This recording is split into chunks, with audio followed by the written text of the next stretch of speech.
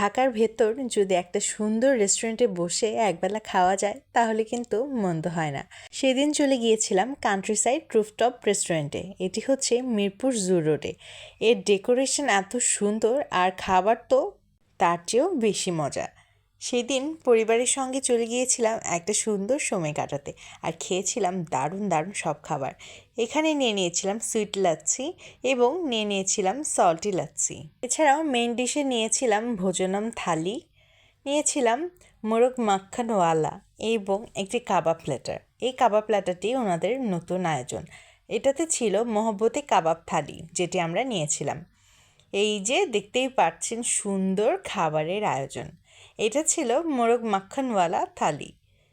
এই থালিটির পরে এবারে কিন্তু এটা চলে এসেছে ভোজনম থালি।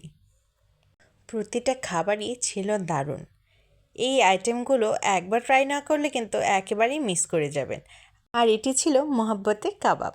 কাবাবের পাশাপাশিও রাইস আইটেম এবং নানও এই রেস্টুরেন্টের মোস্ট পপুলার আইটেম। খাবারের পাশাপাশি পুরো রেস্টুরেন্টটাই খুবই ফটোজেনিক, তাই চাইলেই মন ভরে ছবি তুলতে পারবেন।